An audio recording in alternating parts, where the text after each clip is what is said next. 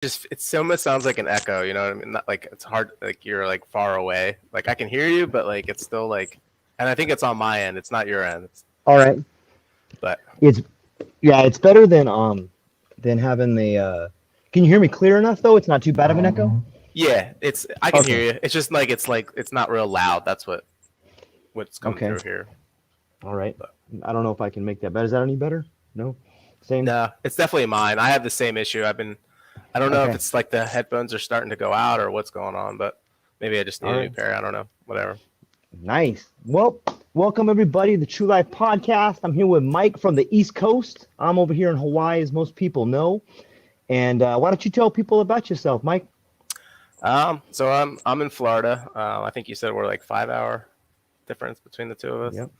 Um, I I guess I mean I was in the military. I did about 4 years in the Air Force.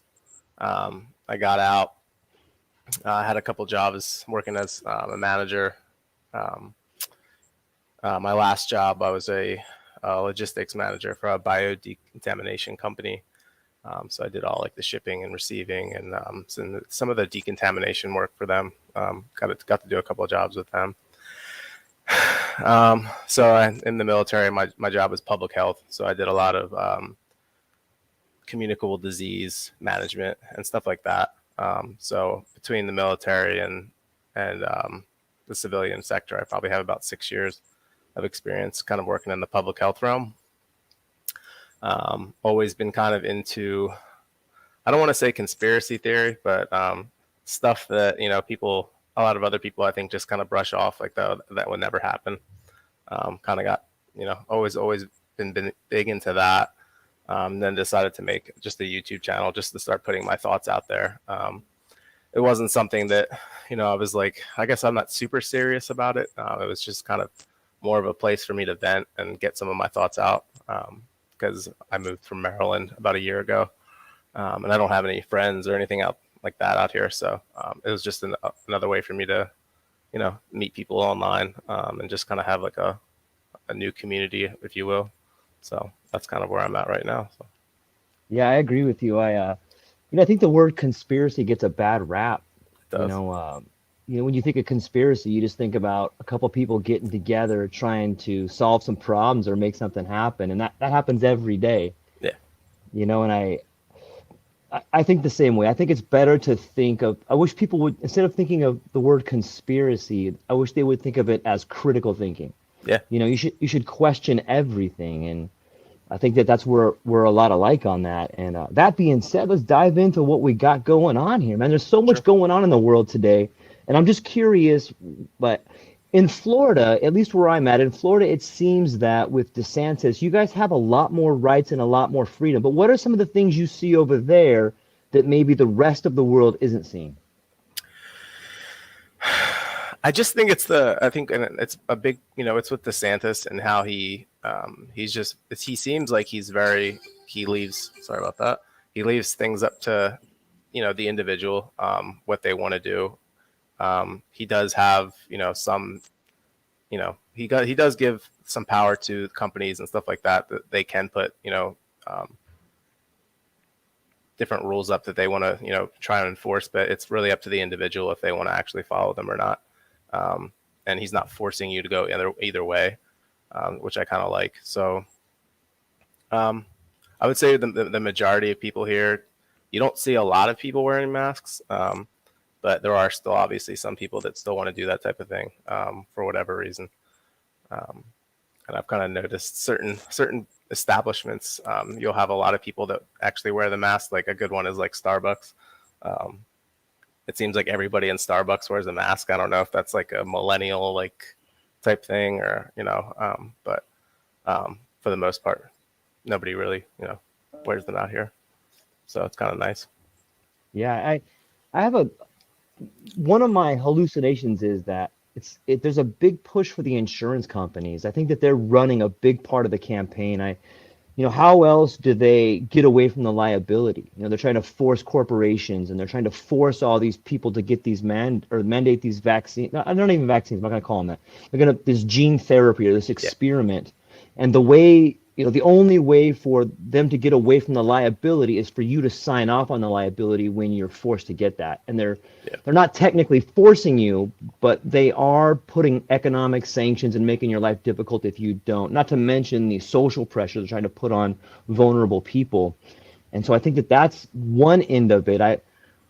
What are some of your thoughts on what this thing is and what's going on? And I think it's a chain of different things. So I think that part of it has to do with this build back better and this whole agenda of trying to collapse our economy. They know that they can't usher in, a new currency or anything like that if they don't bring this one down. And so you start to see a lot of the things that they're doing, and you're thinking to yourself, like, there's no way that they're that stupid. You know what I mean? Like right, they know what they're doing, and there's no way that they know that this is going to hurt our economy. They know it's going to hurt the transportation industry and all these different industries that we rely on. And for them to be doing this, it has to be orchestrated. So I think that's part of it. I think part of it has to do with the economy. I do think that whatever's in this, there's something nefarious to it, because if you look at the amount of deaths, I think the last time I saw VAERS, it was like or somewhere close to 20,000 deaths. They're saying that only about 1% is actually reported, because these doctors, they're so busy they don't have time to fill out these long reports of all the people that are having side effects. So that number's got to be a lot higher than it is, even if it's not 1% and it's some other number. Just the fact that even if we hold them at their word and say that it is 20,000, that's way too many people from something that's only been out a year. So I think that's part of it. I think there's something in it. I don't know what it is. It could be, people have said graphene oxide. It could be tracking software. Who knows? But I think that's a big part of it. But yeah, I would say those are the two big things for me that I think that they're trying to push. If you have to use donuts and pizza and marijuana and stuff like that, not that I'm against marijuana, but those types of things to push something, then it's not that great. Let's just put it that way. I would agree. There's a great book that I did a show on. It's called Connectography. It's by Dr. Okay. Parag Khanna, and he talks quite a bit about. This book was written, I think, in like 2013, and it really gets into the world of supply chains. And he's part of the World Economic Forum, and I would. When we say they, I would define the World Economic Forum as they, as well as some other political leaders, some old money families, some central banks. So when we say they, that's the they that I'm talking about. Yep. And in that particular book, he really dives into supply chains, and he really explodes the idea that the world we live in today is nation states. In fact, he has a great quote that says, if you were born before 1965, you live in 1950. And if you were born after that, you live in 2010. So many of us have these ideas that we live in the 50 continuous states, and the United States is just for America. And that's why so many of us look at the politics that we have today and they don't make sense. Like, where's all the money? The fact is, we are a corporation the same way that China is a corporation. And if you look at around the world, there's all these special economic zones and non-governmental organizations. And this is the new paradigm in which we already live. So I would agree with you when you say that this is sort of a slow motion controlled demolition. It's kind of like Tower 7, you know what I mean? And they have to have this distraction, otherwise they look guilty. And as far as the shots, I think that there's all those things going on. I think it's a phenomenal experiment in science, and there's 3 different shots, so there's probably 3 different experiments going on. Right. And I think it's a dark time for us. I think there's so many similarities to World War II. You look at, it used to be Wernher von Braun in the 30s that was the greatest rocket scientist of our time. He created military technology. Today we have Elon Musk, the greatest rocket scientist of our time. And, that's what those satellites he's building are. Those are military technology, without a doubt. You had Dr. Mengele back then doing experiments on Jews. Today we I have got Dr. Fauci. Fauci, Yeah, right?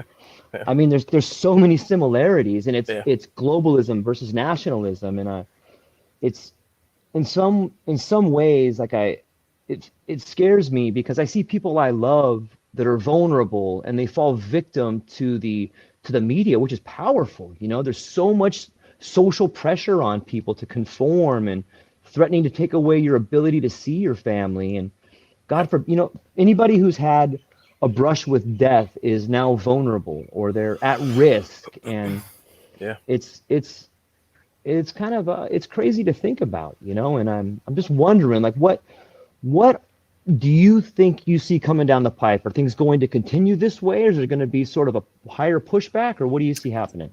I just think that it's gonna like so here in the U.S. You know, we're a little different than Europe and Australia and these other countries in that we certainly haven't been as tyrannical, I guess you could say, with some of our Right, lockdowns and our mandates and stuff. right. But that's kind of how it's always been, where we slowly roll stuff out. I think at the end of the day, they know that we're armed. We Yeah, aren't going to go down on our knees. And I think that if they slowly roll stuff out, that will like slowly chip away at us, and that will start to fold, or whatever you want to say. I don't think that's the case. Um, I think that what's coming down the pipeline is the COVID passports. I think that the passports are going to have way more than just your vaccination status on them. I think that they're going to have your social credit score. They're going to have everything that you could possibly think of on this, um, whatever you want to call it, digital passport. And I think that they're going to use that to remove you from society. I don't know if you saw in New York that they're trying to vote on some bill that basically they can do whatever they want. Like I forgot. Actually, I think I brought it up. okay, 1 second. sure. Pull this over here.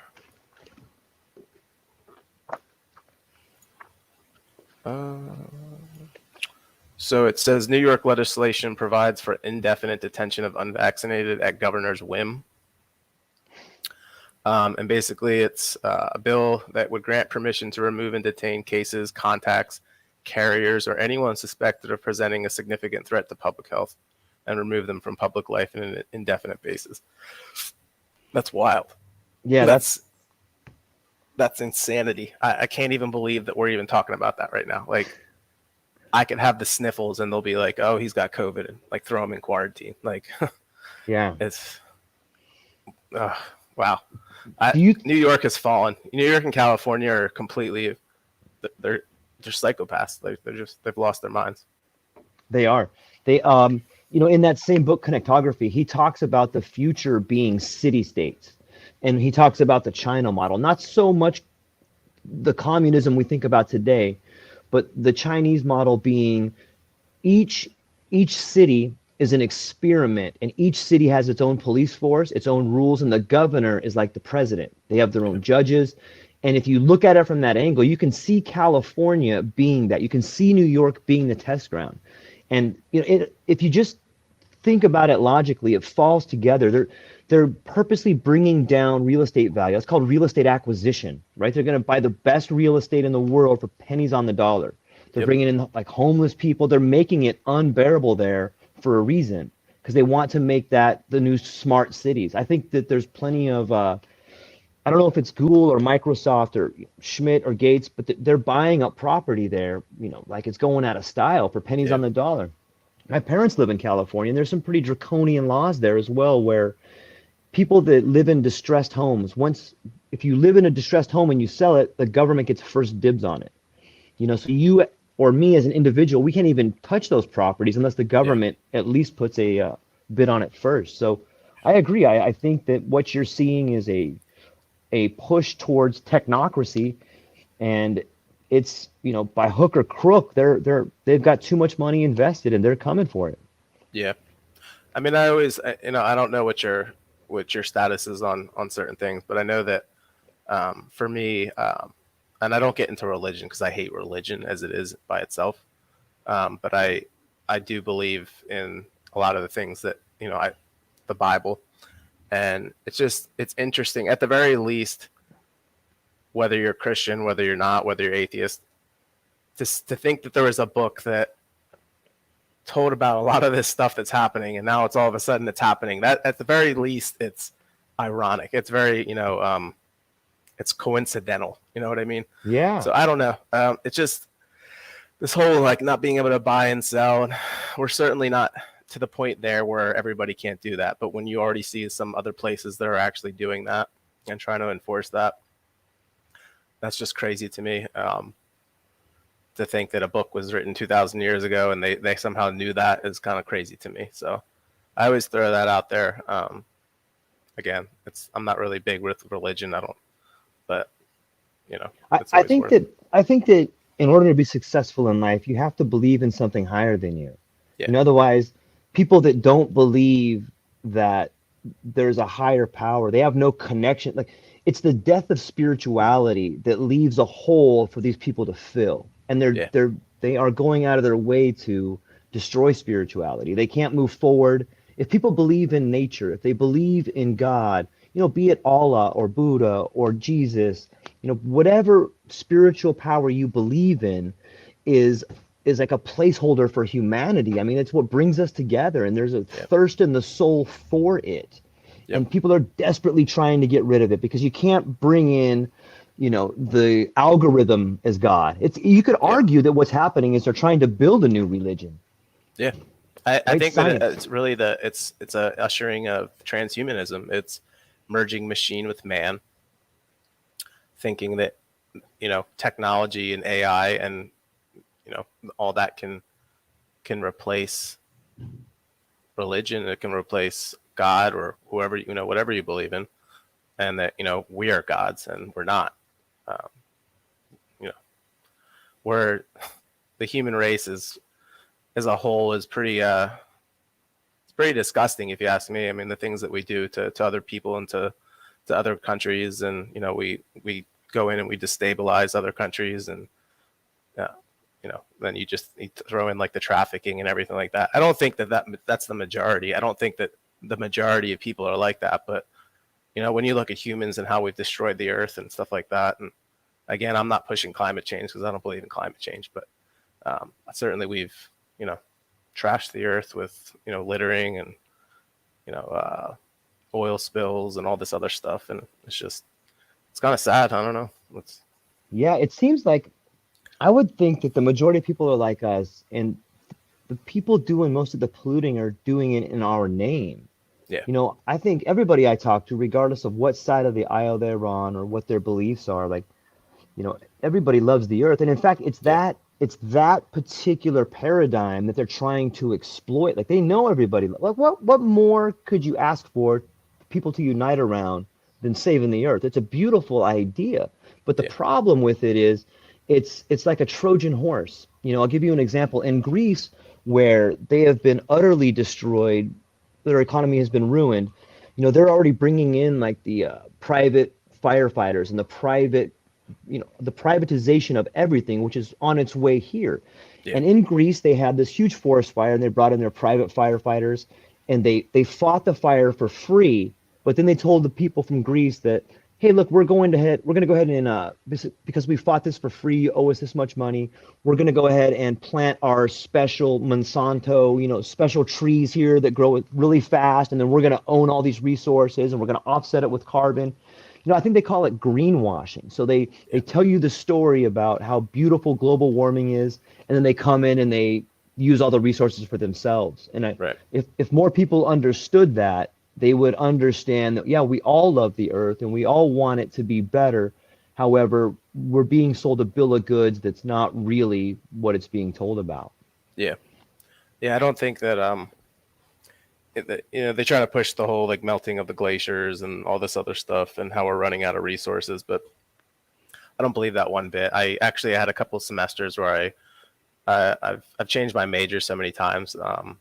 So I currently have a master's in business, but um, I've switched my major so many times going through that.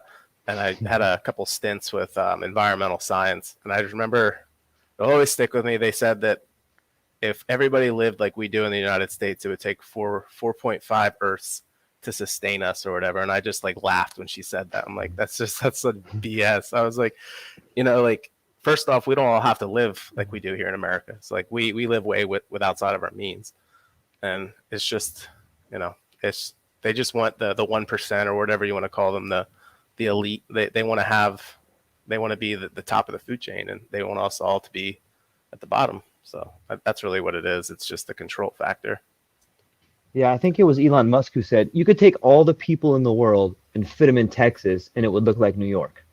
You know, Yeah, that's crazy to think about. If you have that sort of population density in Texas, you'd have the whole rest of the world open. There's tons of yeah, open space. yeah, And the idea of us using all the resources is, it's more like you said, it's more, there's a handful of corporations that want to own all the resources. yep, And you could argue too that, you know, what you're seeing now with education and the conditioning of our kids is to keep people away from each other, to keep them in isolation, you know, yep, to I recently talked to some educators, and some of the questions I had for them is like, what do you think the long-term consequences are for our kids wearing masks, for our kids going to school in a state of fear?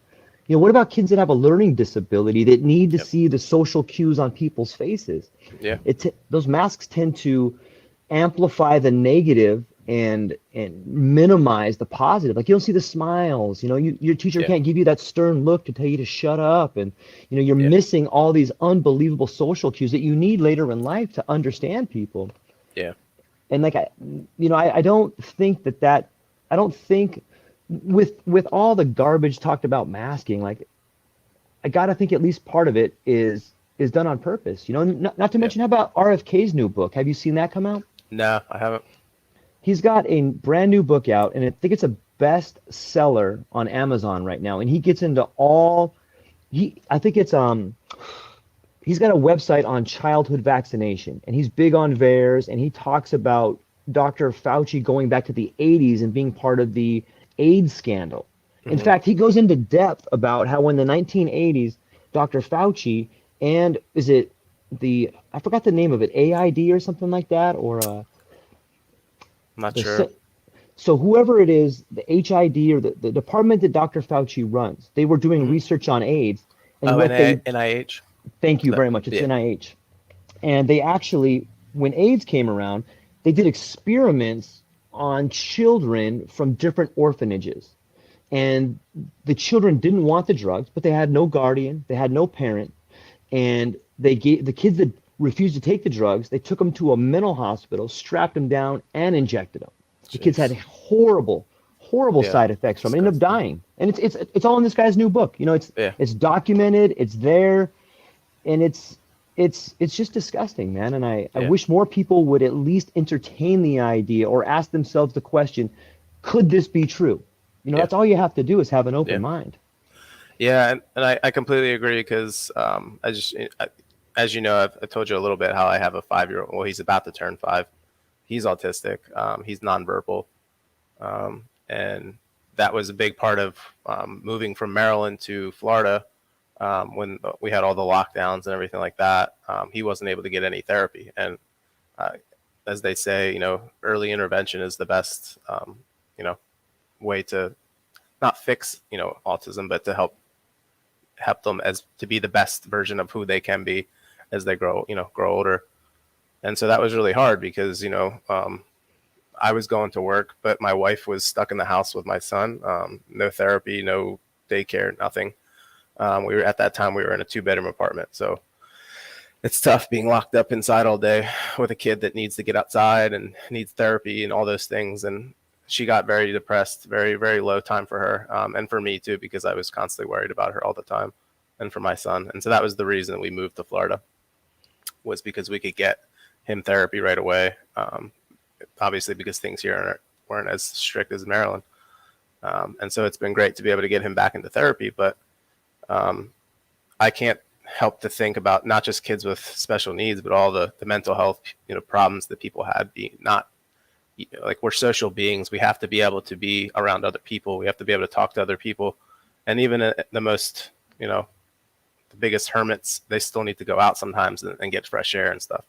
And so to take that away from people, it was just, I feel like they were just trying to break people down and weaken them and, force people to eat more fast food and not go to the gym and just make everybody just sick, even more sick than we already are with everything that they're already doing to us.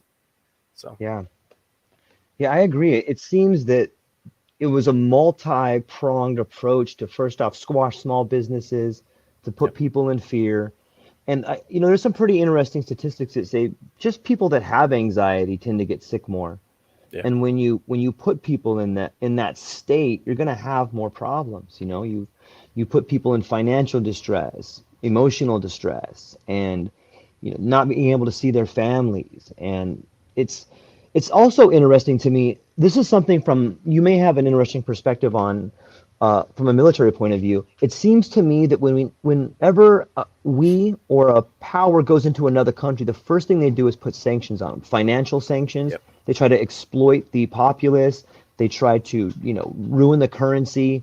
And it seems to me those are all things that are happening in our country. Like these yep. these are some kind of sanctions. Like it's the softening up of the populace before in the troops. Would you Yep. agree to that, or what would you add to that? Yeah, absolutely. And I think that that's happening right now. I think that that's, if you just talk about like Ukraine and Russia right now, that Russia's limiting the natural gas and stuff like that to Europe, almost like they're trying to cut them off. And I don't know if you've seen it, but they're behind on a lot of their reserves for natural gas and I think oil and all that type of stuff. And they keep talking about how they might have these blackouts and stuff like that because they just don't have the resources to power people's homes and stuff like that. And it's just odd that, again, if you go back to like the World Economic Forum and everything, is like they were drilling for this, for these these blackouts and these hacks and everything, and then they come to fruition. And that's kind of some of the videos that I've talked about, how even in with Event 201, how 2 months before the pandemic reached the United States, they drilled for this exact scenario about how a pandemic would hurt us socially and economically and the impacts that it would have on us. And then here we are with COVID. Same thing with I forget what the name of the exercise was, but then we just had all these hacks with the meat packing plant and the gas pipeline and all this other stuff. So it's they drill for it, and then it happens. And we do that in the military all the time. Everything that we're drilling for, everything that we have exercises for, is for a threat that we think could potentially happen. So when I was in, we were always drilling for Ebola because that was the big scare around 2010, 2013.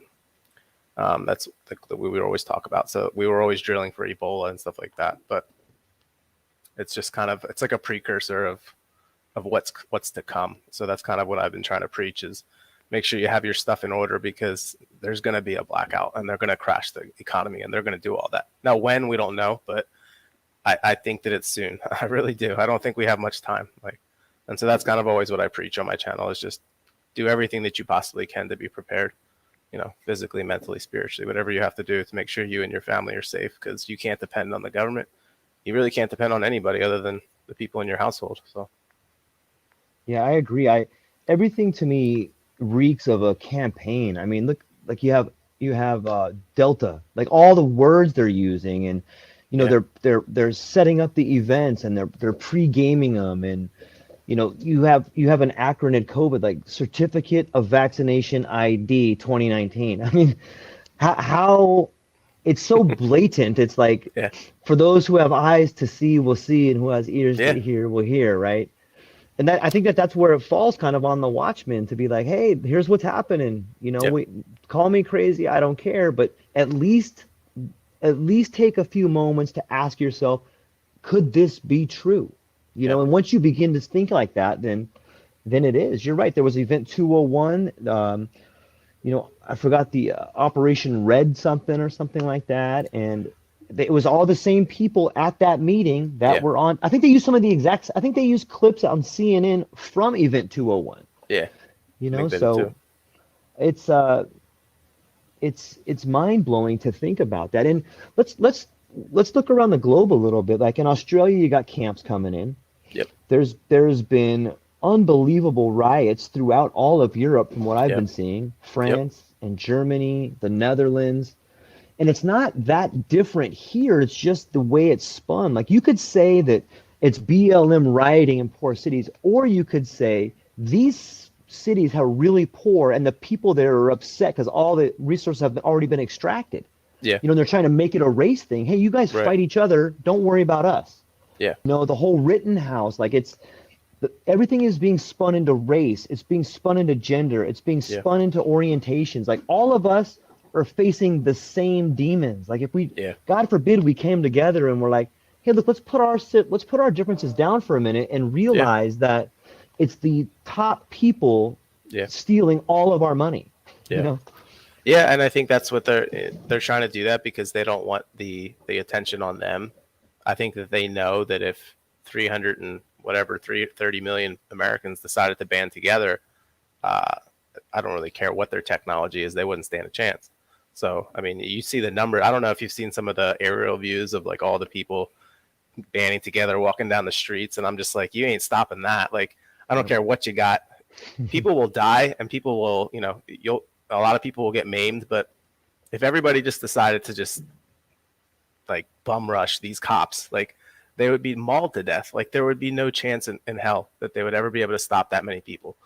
And then you throw the fact that like if everybody in every state and every country decided just to say no, and we're not doing it anymore, they couldn't do anything. They could be completely powerless because at the end of the day, you have to have people to enforce this. And the same thing with like I think that's why they're big into the AI because they know that they might get to a point where people are going to finally wake up. Even the people that are getting paid, the cops that are accepting a paycheck from these evil politicians, and they'll just say, okay, well, I'll just turn on the AI and the AI will do all the work for me. And I don't have to worry about people with a conscience making a yes or no decision. The AI will just do it for me. So I think that's another reason why they're pushing the AI. Yeah, in some ways, I think it was Julian Assange who said that censorship is a beautiful thing. And the reason it's a beautiful thing is because censorship means that a government is so fragile that the wrong words could bring it down. Yeah. And I think that this plan has been in the works for a long time, but it's being rushed. I think exactly what you said about the entire populace turning on people has these guys panicking. If you look at prior to COVID, their world was erupting in nationalism and populism. And, you had Trump and you had Brexit and you had the Grexit and Italy was breaking away. And there was the powers that be could not contain it. And they needed a miracle. And lo and behold, you get the flu, you get the flu dressed up like COVID. Yep. And so it slowed things down for a while, but now it's back. Yeah. And there's people in the streets and people are seeing through. And I recently saw a video, I think it was in France, where there was people rioting and the cops just said, they just turned around and they started rioting with the people. Yeah. Like, I think that they are like, I know tons of cops that are like, dude, this is garbage. Dude, I'm on your, I ain't doing that. Oh, you didn't pay your mortgage? I'm not coming to kick you out. Like, and that's a huge thing too. How many people are underwater on their houses? No cops are coming to take them. Yeah. How many people are behind in their rent, behind in their mortgage? Like, who's going to enforce that policy? Right. The people that are behind in the rent are the people that are supposed to enforce the policy. Yeah. And that, what scares me is how deep are they willing to go? Will they drop the smallpox on everybody? How deep will they go? I wouldn't put it past them, to be honest with you. I mean, I think that this was the test, like to see how people are going to react.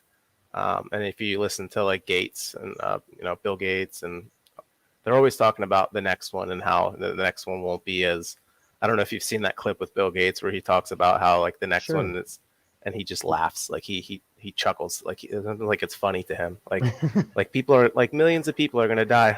It's funny. Like he's crazy too. It's just how you could laugh at something like that, thinking that like that's funny. Like that, it's just wild. He doesn't care. He's making billions of dollars off of this, and it's funny because all of them, like if you looked at the numbers of Pfizer and how much money they made just from the Delta variant and everything. I mean, they're getting high off the hog from this. Like, why would they care? They don't. And again, that's why they protected themselves, said that you can't sue them. That they need 70-something years to release the data and all this other stuff. Like, why would you need to wait that long? Because everyone's either going to be dead or it's going to be so far in the future. That's what they always do. I think the magic number is 10 years, where they say if 10 years has passed and we go back and say, oh, remember that event, 9/11? Remember, oh, that actually happened. But it's been so long, nobody actually cares anymore. So that's the kind of thing that they're I think they're doing. Like, oh yeah, we killed millions of people, but that's 40, 50, 60 years ago. So who cares? Like that type of thing. Yeah, was it Stalin or Khrushchev that said, when one person dies, it's a tragedy, but when a million people die, it's a statistic, Yeah.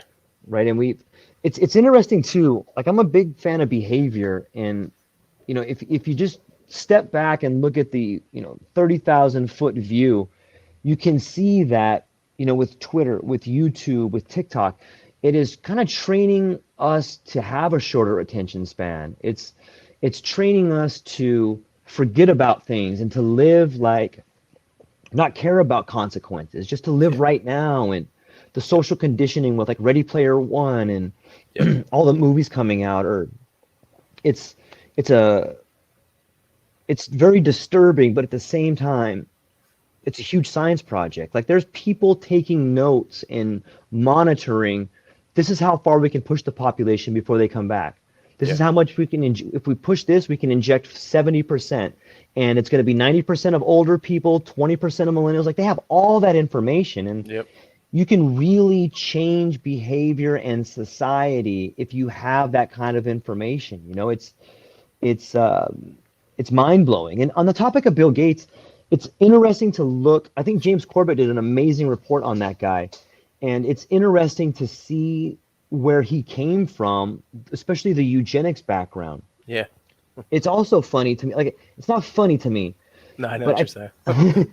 I pick up on key words. He there was an interview with Bill Gates and Stephen Colbert, and he was talking about the vaccine. And one of the questions he called it this. He goes, "I think that the vaccine could be the final solution," which is the what the Nazis said about the Jews. Like they called it the final solution. And then you look at Israel, like 100% vaccination rate. Yeah. Like some of my best friends are Jewish, and like, I wonder, like, how can you read history and hear someone say this is the final solution, and then have all of you guys be vaxxed? Like, Yeah. it's like, oh my God, are you guys watching this? Like, Yeah. there's camps, there's Germany that's together, like, it's so crazy. I so I have a Facebook, and I probably deleted it 3 or 4 times, and I've remade it, and I think part of it I go back because there's things in Facebook like the marketplace that sometimes I use to sell stuff, so Yeah. it makes it so much easier than having to put something in the paper or something like that. And so I always go back, but I have a couple people that I'm friends with, and this is what makes me worry about humanity, is because I think the majority of people are starting to catch on and like, oh, this is like, it's going too far. Like they keep moving the needle. Like Yeah. but there are still people out there that absolutely are buying this up. And I actually had one of my friends talking to another individual, just to make it easier. This guy's name's Dave.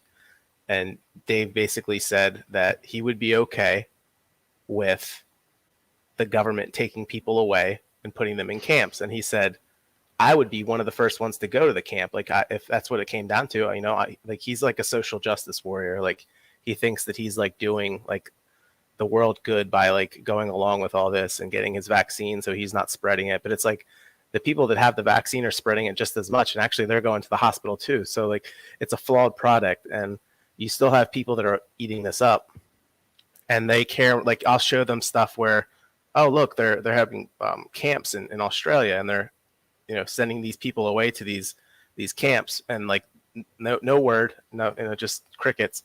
But then like they'll be upset about something ridiculous, like, I don't know, like just pick any of these, like, George Floyd or something like that, where it's like one individual is impacted, and even if it was a terrible atrocity and the cops were terribly wrong, and we don't have to get into that, but that's one person. Like, we have millions of people being injured and attacked by police and shot with rubber bullets and losing an eye and stuff like that, and you don't care about that. Like, you just care about this one person, and that's what makes me like worry about the future of our race. Like, that people like they just can't wake up. And it's like, I think what you were saying too is like we have a short attention span, and it takes a very patient individual to be able to watch a 2-hour video and extrapolate all that information and then try and share it with other people, where other people are like, after 5 minutes, they're like, oh, I'm done, I can't watch this anymore, it's too boring, or whatever the reason may be. So Yeah, I agree. I think too that, you know, if you want to see things clearly, you have to be willing to understand that as an individual, you have made a lot of mistakes. You're not a good person, and that a lot of the things you thought about were wrong. And that's hard to yeah, do. It's hard to yeah, admit. Like I can't even, I'd be here all day talking about the yeah, mistakes and the people I've burned and like, but I look back and I try to learn from that. And the thing is, like, some people, if they believe that this is a conspiracy, if they believe that these bad things are happening, they have to radically change their view of the world. Because if this means this, then what about all these other things? Were they wrong about those? What yeah, about all the things they've sacrificed? What about all the problems they did because they believed in this other thing? So yeah, they're like pot committed. They can't yeah, change the way they think because it'll change who they are. And they're afraid to lose that. They're afraid to understand that, hey, we don't live in the US you think. We don't live under the government you think about. We don't have the safety you think about. Like we don't have there's probably no money at all for your pension right now. nope, There's no none, money, right? There's a great interview by people haven't checked it out, by Catherine Austin Fitts, who was the ex Secretary of the Treasury for HUD, I think. And she talks a lot about when she was in power that she began seeing tons of missing money. And so she started investigating it, and she was at a meeting with some of like the WEF members, I believe. I could be butchering that, but in the meeting, she was talking to these like the Fed and the Secretary of Treasury, and they said, Catherine, it's over. It's too late. We're moving all the money out. And she goes, what do you mean? She goes, it's over. We are going to put IOUs in all these accounts, and we're going to take the pension funds, we're going to take Social Security, and we're going to invest in infrastructure, and we're going to move it into these other things. And that's just how it is. This country's done. We can't extract anymore. These people are done. There's no more money. And she's like, yep, what are you talking about? So she ended up quitting. She wrote a couple books. I think she's had multiple attempts on her life, but she's out telling the story. It's at solariereport.com if anybody wants to check it out. The girl's amazing, and she could do a much better job at explaining what happened. But there's no money. yeah, That's a huge part of it, right? yep. What can you tell us more about this digital currency that you've heard about? um no, I mean, I don't know too much about it, to be honest with you, other than I just know that we can see that the dollar is being abandoned by a lot of different, like as a reserve currency, it's being abandoned by a lot of countries. We have the inflation. If you look at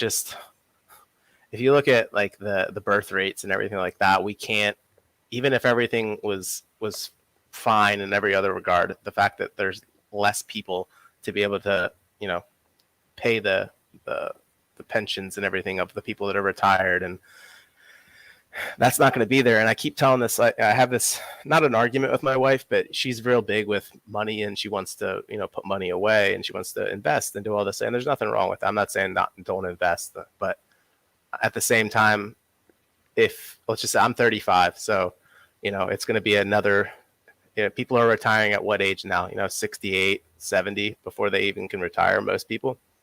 So if I do another 35, 40 years, do I really think that our economy is going to be afloat in 35 or 40 years, where I put money away in an IRA or something, and it's going to be there for me? Like, everything's digital right now. Even now, it's all digital, right? Like, I have, let's just say for sake of argument, I have $20,000 in the bank. That's all digital. Like, I don't have $20,000 in the bank. They can do whatever they want with it. If I go to the bank today and say I want $20,000, they're going to laugh at me and say, you're going to have to wait a couple of weeks for that. Like, they're not just going to give me $20,000. So one day you're going to wake up, and then you're going to go to the bank to try and take money out, and there's not going to be anything there, and you're going to get pissed off at the bank saying, where's my money? And they're going to say, I don't have your money. Like, everybody's going to be saying the same thing. So I think that I think that's just where we're going, where they're going to crash our economy. There's not going to be a physical dollar anymore, because you can't track dollars. You can't, that's why the stripper industry and the restaurant industry and all these different industries that rely on tips, why they do so well is because they don't have to track that cash, and that's the government can't track it, they can't control it, so they want they want you to get rid of it. So if they can put something digitally, they can track it. They know exactly where it's going. When you take money out, when you put money in, where it's going, what you're spending it on.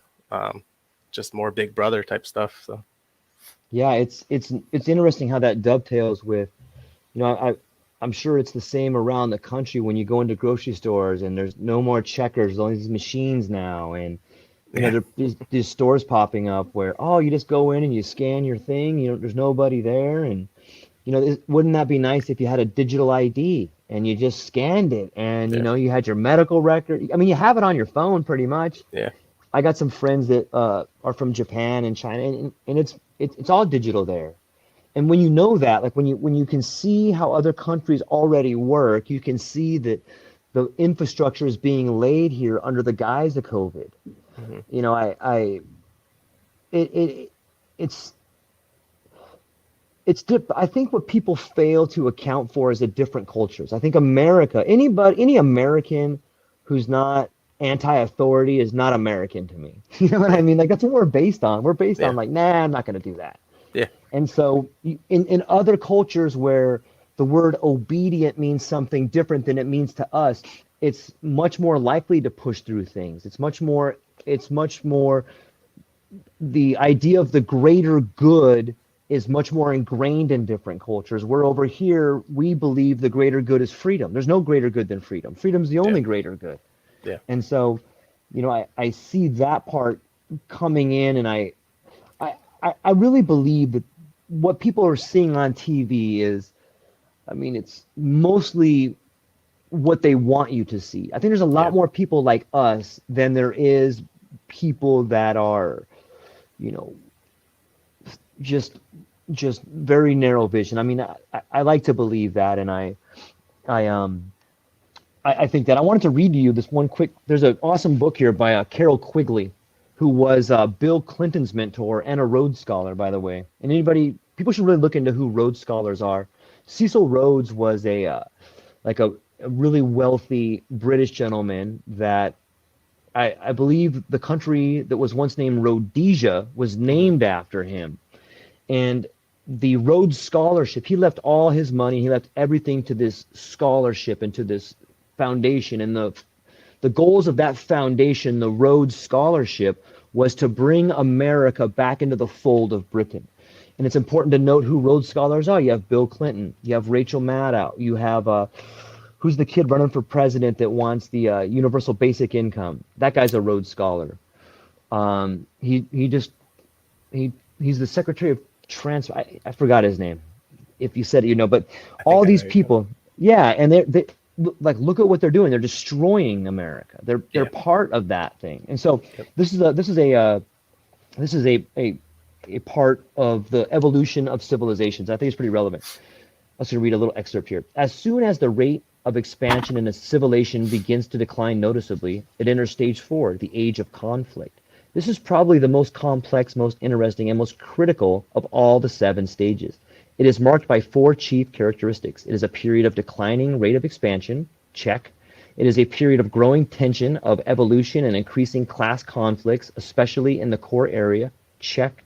It is a period of increasingly frequent and increasingly violent imperialist wars, check.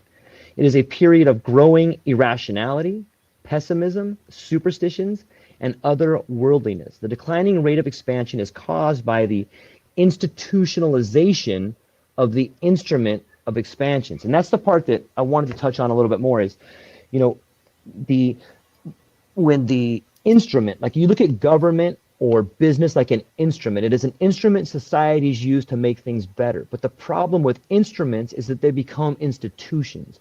And when they become institutions, they become corrupted. And this is a great book for people to check out. If anybody gets a chance, it's called The Evolution of Civilizations. And it just goes back to what we were saying about World War II. Life is a series of patterns. It may not repeat, but it definitely rhymes. And we've already rattled off, like it seems like every 100 years there's this yeah, world war coming. right.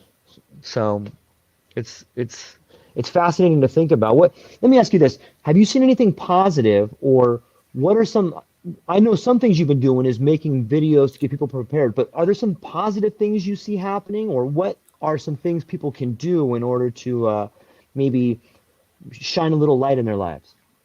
I mean, I think that with everything negative, whatever you want to believe, God, a higher power, spirit, whatever, I think that all bad things can be made into something good. So, like we talk about technology and how they're using technology against us, but at the same time, that technology that they're created is also bringing us closer together, and it's being used against them. So, like we see all this stuff coming out with the Epstein and all these different people, and how it's because of the information war that they're trying to use against you, that they're also being it's being used against them. And so with everything bad, I think that good can come from it. At the end of the day, I think that all of this is going to bring people closer together. And I think that and you're already seeing it. You're seeing it in the streets of, France and Germany and all these other places where people are coming together and saying, like, if we're going to go down, we're all going to go down together. And I think that's great. I mean, I think that if we're all going to die, at least we're all going to die together. So it's like, it's, and it's to think that that's the end. Like, this isn't the end. Even if we leave these spiritual, meat sacks, like these, not spiritual, but these meat sacks that we're in, like, it's not over. Like, this is only the beginning. Like, this is the only beginning of life.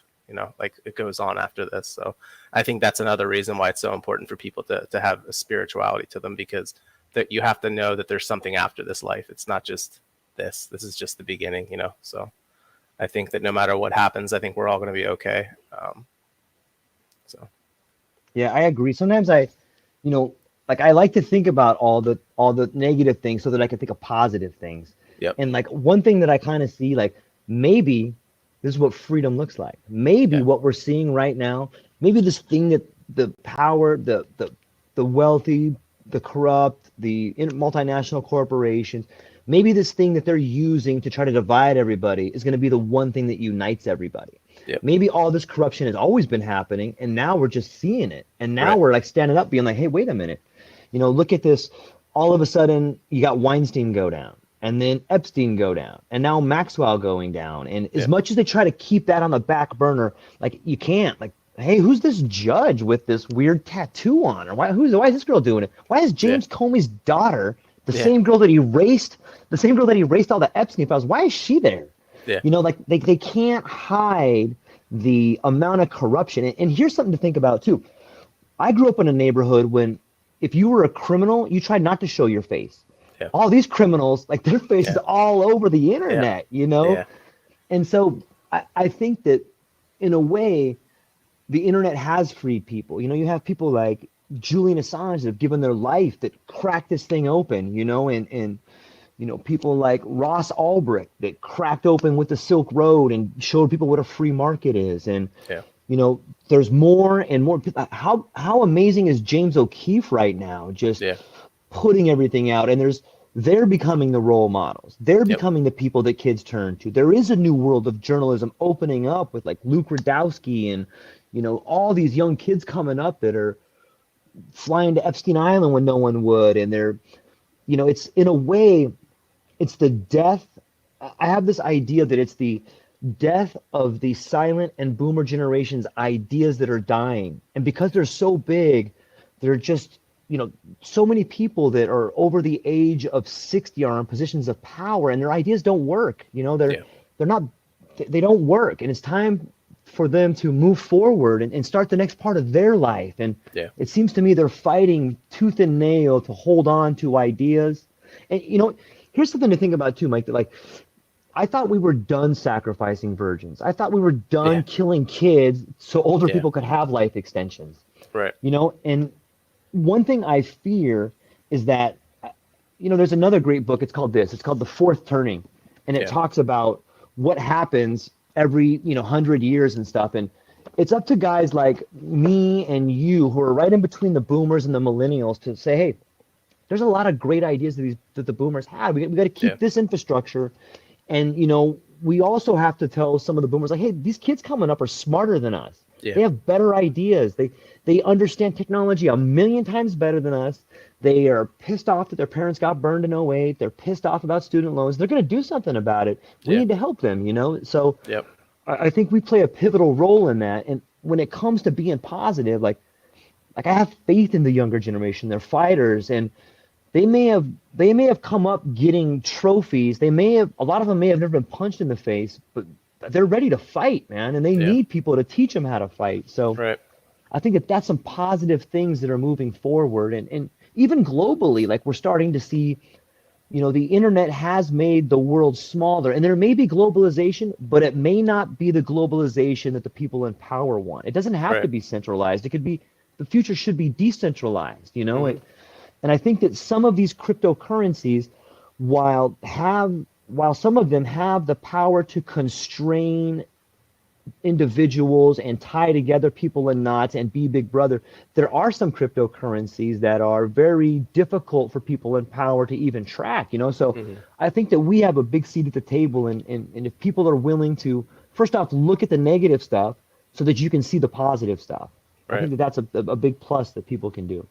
Yeah. I mean, that's always something that I'm starting to get better with it, but I've always been kind of a pessimist. And so I always say glass half empty, and I'm trying to look at it a different way where, although this is bad, it's going to bring something good with it.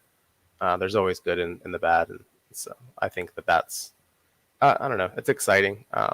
It's an exciting time to be alive, no matter how you look at this. Yeah. To think that, this may be, the end of this generation, like this, whatever you want to call this society or whatever. I don't know, but it's just, I don't know. It's an exciting time to be alive. I think that all this stuff is fascinating. And I think kind of what you were talking about with the younger generation, I think that's where I think that's going to be the breaking point for this country, because I think that there's a lot of people that are pissed off about how they're starting to test, in younger children and stuff Yeah. like that. And then for me, that's what I always said. That's my line in the sand. That's the hill I'll die on. Yeah. Nobody's ever putting anything in my kid, and I don't care how many people I have to fight. I'll probably lose, but I mean, at the end of the day, I'm not going to ever allow that to happen. And I think that more parents need to be not disturbed by. They need to be pissed off about this, because this is so wrong on every level possible. And just the fact that this is even being entertained right now, I hope that the system does come down, to be honest with you, because this can't happen. Like, we can't allow this to happen to the children. So that's what I got to say about that. But Yeah, I agree. I think that is the straw that broke the camel's back. yeah. And it's they say the road to hell is paved with good intentions. There was a recent, I think it was in 2019, Dr. Fauci and a couple other scientists from all the 201 people, the big scientists from there, they gave a very interesting speech at the Milken Institute. And it was it's important that people know it's prior to COVID. And in that speech, what they talked about was, we've been growing vaccines and eggs for the last 60 years, and it works, but I wish there was a better way to do it.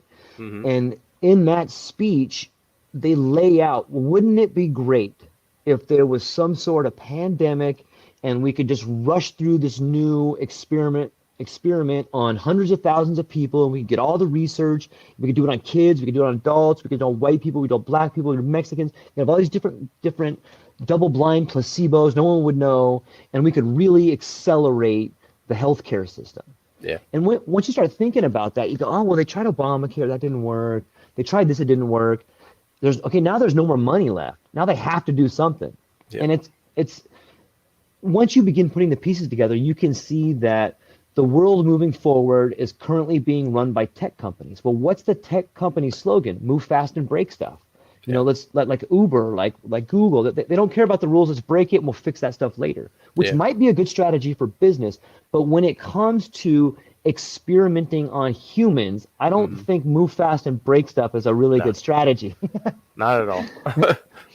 But on the topic of healthcare, isn't it interesting that the people that are dying are the oldest people? The people that are dying are the people with condition or preconditions and Yep. that are vulnerable that would cost the healthcare the most money. You know, I remember there being talks of death panels. Well, this is just a way for them to experiment with these things on healthcare. And if you're a Malthusian or you're a eugenicist, you're like, these people are going to die anyway. The theory of interchangeable parts. Let's just shoot them up, see what happens. Yeah. And you know, on a strange level, I don't agree with it at all, but I could see how like a Mangala type person would be like, look, we have to do this. This is the best thing to do, and it's Yeah. going to save us money in the long run. And it's the complete rejection of the human soul, you know. And Yeah. I see what they're trying to do and move forward, and they could argue they have good intentions, but I don't see how there's any good intentions there. Did you? I don't know if you saw this. Did you see how they're? I don't think it's as in every state, but in some states it says that um, they're trying to phase out lethal injection and they're trying to bring back death by firing squad. I don't know if did you see that? I've never heard that. No. So that was very interesting to me because it's like when you think about it, like if you have like now obviously fast forward to where like they start to try and force you to take stuff and you don't take it, like they're not going to have time to sit you down in a chair and one by one and, like put you through lethal injection. They're just going to kill you. So like I just thought that was interesting that all of a sudden now we're going back to this, like we're going back to this something that we phased out and we're going to go back to death by firing squad again. Like they can just take like, oh, here's 50 people that don't want to take a vaccine. Let's just line them up. Like, so I just thought that was interesting. Now it could have no correlation whatsoever, but I mean, who knows? I just thought that was Yeah, just it's odd. interesting. It is interesting to see the way the world. I mean, you could argue that they have brought lethal injection to the populace. Yeah, they, exactly. I mean, they kind of, who knows? Like like some of these doctors that are talking about it are saying like 2-3 years is what they, what they think is going to be like when that's how long people have that have gotten the jab that, it's going to slowly start to like, kill people and give you different issues and stuff like that. So we don't even know. I mean, we're only about a year in. Right. We could see 2-3 years down the road, we could just start to see all these people start to die. And now what are they going to do? They're going to say like, oh, it's the people that aren't vaccinated that spread this disease. And now they're going to make us the martyrs. I think that's another part of this is, if you've looked at Omicron, that's what they're pushing now is this new variant. And almost everybody that I've seen has been vaccinated that's got this variant. And it's like, you have to start to think to yourself, like, at the very least, this is a flawed product. It doesn't work. And then on top of that, now all these people that are getting this variant are vaccinated. So it's weird. Like when you're exposed to a vaccine and it doesn't kill you, like, so you're exposed to this, this jab and it doesn't kill you. That's how variants come to, that's how they come about. If they don't kill you, they mutate, they evolve. So that's what we're seeing is all these variants. Like we've had the jab for, again, like under a year. How many variants have we had already? Like, it just blows my mind. We talk about the flu every year, and that's the reason why we get the flu shot is for all these new variants. But by the time they give you the flu shot, those variants are already gone. So like Right. now all of a sudden, like they're saying like the jab that's already out will protect you from Omicron. How? It just came out. It's a new variant. Like what? People like they just chew it up and they're like, oh, okay, like I'm protected. Like how stupid do you have to be to like just believe everything that they say? And that's what, again, like we go back to critical thinking. Like, and I stopped there and I'm thinking like I'm not that intelligent, but like I also like that's complete BS. There's no way that it protects you against a variant that just came out. And then like how it moves from it, like they say it was started in South Africa and then it went to another country. Like, how did it get here? Only vaccinated people can internationally travel. Like, so again, like their whole narrative just keeps getting shot down, but some people are still buying it. And I think that's another thing that's kind of alarming to me is that you have people that just literally will believe anything that the television tells them. Like, it's just sad. Yeah, I think it comes down to, you know, I'm willing to bet that you read a lot of resources and you have information from all sides coming at you, and then you take this side, okay, that, Mm-hmm. nah, that. There's a Yeah. lot of people that don't have that. Maybe they don't have time, or maybe Yeah. a lot of older people were born and raised on like Mike Wallace and hey, TV's the truth and the government Yeah. cares, and That's true. maybe it did. And the people that I think eat it up the most are the people that are the most afraid because Yeah. they want, oh my God, we're all gonna die. We gotta get this thing. Yeah. It's the right thing to do. And Right. the propaganda is it's effective for really big groups of people that are scared, and they're taking Yeah. advantage of them is what they're doing. Right. And like, but all you have to do is just to kind of be like, okay, wait, let me just look at what these guys are talking about. Let's look at Gibraltar, 100% vaccinated, highest rate of the new variant. Yeah. South Africa, like, how about this weird piece of logic? If it can go from South Africa to the United States, what's 6 feet gonna do? Yeah. I mean, what's a mask gonna do? Yeah. Like, look at Israel, highest vaccination rate. Now they need 4 over there to get your Yeah. green pass. I think at least you see people like Bill Maher saying, like, you know what, I got 2, I'm not going to do anymore. Like Hmm. at least some people on the other side are beginning to say, like, I always talk to my dad and I'm like, dude, how many are you going to get before you realize it's not right? Like, it's going to be Right. 3, Yeah. 5, 7. At some point in time, you have to say to yourself, do I really need this every month? Do I need Yeah. 6 months? And so, I think the best way to help people is just to ask them questions like, hey man, Hmm. don't you think that's kind of weird that like they want us to be 6 feet, but it started in Africa? And Yeah. like you said, it's the majority of vaxxed people. Yeah. There was an interesting a doctor on Rogan the other day, and he has a tons of evidence that says it's impossible to catch COVID twice.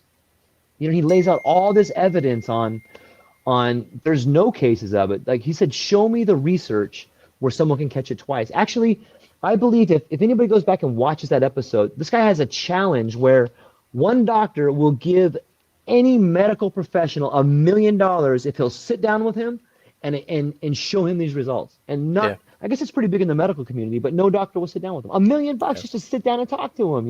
Yeah. So it's out there. Yeah, it's interesting too because we talk about Israel and how they're like basically like fully, almost all of them are vaccinated. They're probably one of the highest vaccination rates. What's very interesting is I told you at the beginning I worked as a logistics manager for a biodecon company, and we shipped internationally all over the world. So I shipped to Israel, to Africa, to all these different places.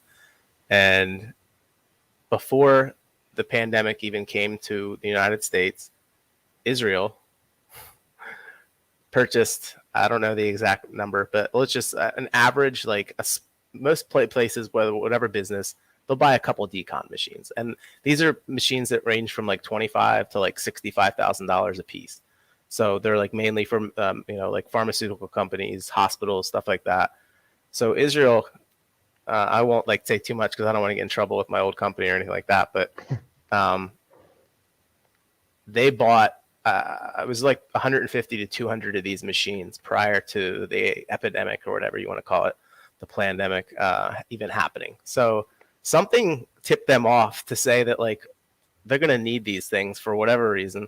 And I just thought that was interesting because like this was the largest purchase that the company had ever had. Like it was huge, millions of dollars. And then all of a sudden, like COVID hits, and I'm just like this little bell went off in my head, just like wow, like that they knew that was coming. Like so, I just thought that was very interesting to me. Um, so they kind of had the tip off, I guess, before it all happened. And then again, like Israel is probably one of the, as small of a country as they are, they're extremely powerful. Like they're part of the Five Eyes, and they have so much intelligence, and like I think that a lot of, even especially when Trump was in office, I think they were playing a huge part of our policy all abroad, foreign and even domestic, with a lot of the things that we were doing here and even abroad. They were having a big piece of that. So I think that Israel is a huge player in this end times, talk and all Oh, that stuff. So how many of our senators and congressmen are dual citizens? I yeah, mean, you cannot have loyalty to one master, they'll tell you, but like there's a yeah, huge percentage that are how can people in our government be dual citizens? Shouldn't you be only a citizen of our country? yeah, You know what I mean? Like, how many people on the Supreme Court? yeah, Maybe that's why people were so upset about Kavanaugh because of his religion. yeah, And it just, how much money do we give in foreign aid to different countries? Like, why? yeah, Like, we could pay reparations.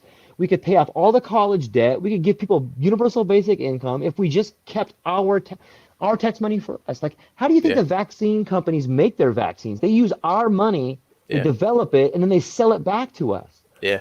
It's crazy. It is. It's I, wild. I, yeah, it really is. It really is. So, well, Mike, I don't want to take up too much more of your time, man. I think we got about an hour in, and Cool. I think we'll for everybody out there, you should check out Mike on his YouTube channel right there. Mike, you want to give them the information on that?